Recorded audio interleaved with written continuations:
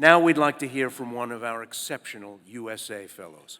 Constance Ranae Jones is the former CEO of Noble Schools, Chicago's largest public charter school network, which she headed for 6 years, and where the last few months she served as special advisor.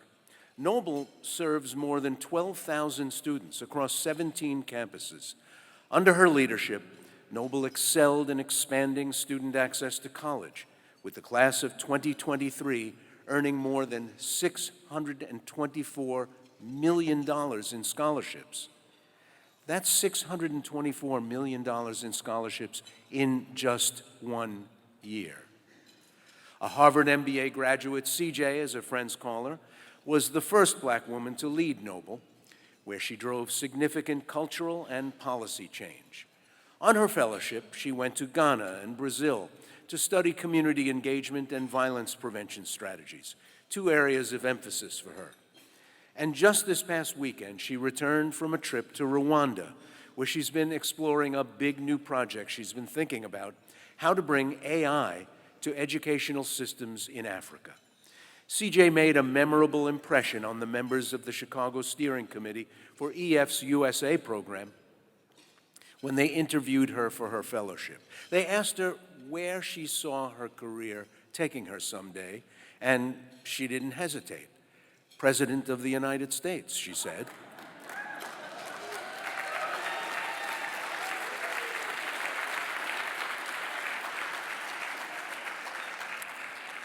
Just remember later that you saw her here first. Let's welcome up to the podium Constance Ranae Jones.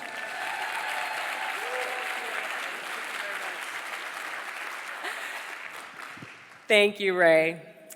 Good evening, everyone. My name is Constance Jones, and I have a small confession to make. When I first received the call that I've been selected as a 2024 USA Eisenhower Fellow, I was honored. But I also wondered, what does President Eisenhower's legacy really mean to someone like me? I didn't grow up with stories about him. There was no photo on the wall, no direct tie. But over these last 7 months, that changed. When I began this journey, I set out to study community engagement and violence prevention, and I did that. But somewhere along the way, through conversations, classroom observations, and moments of deep reflection, I discovered something more. I found myself with an unexpected and urgent vision, the power of AI in education, especially across Africa. 7 months ago, I boarded a plane to Ghana. There, in a sweltering classroom in Kumasi, I watched a teacher perform near miracles, trying to educate 60 radiant, brilliant children with nothing more than a blackboard and her voice. No tablets, no tech, no AI, just heart and a whole lot of hustle.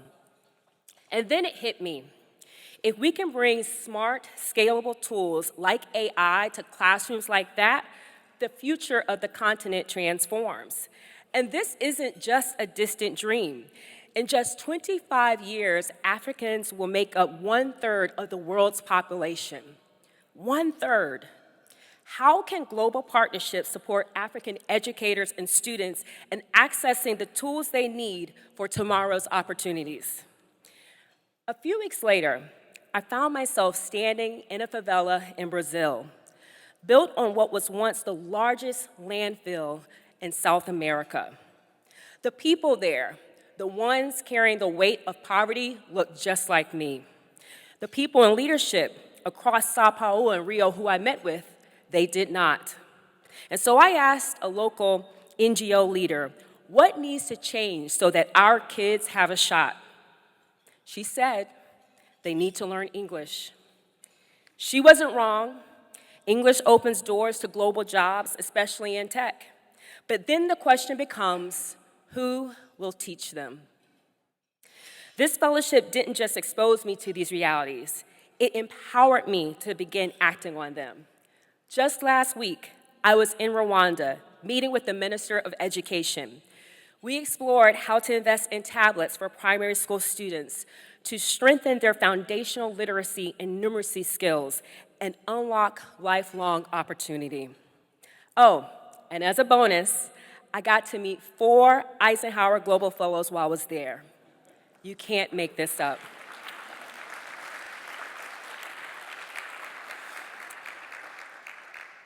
You see, this fellowship didn't just change my life. It gave me a global family, and it gave me a calling. So tonight, to our donors and board members, thank you. You have made a profound investment, and I hope you feel just how far your impact has already reached. And I hope you leave tonight inspired to go even deeper, because the world, and specifically our children, need us now more than ever. The world is shifting fast. The future of education and innovation is being written right now. And thanks to Eisenhower Fellowships, we are holding the pen. So to President Eisenhower, I began this journey wondering what your legacy meant to me. And now I understand. Your commitment to international understanding lives on in each of us, and I am so honored to carry it forward. Thank you.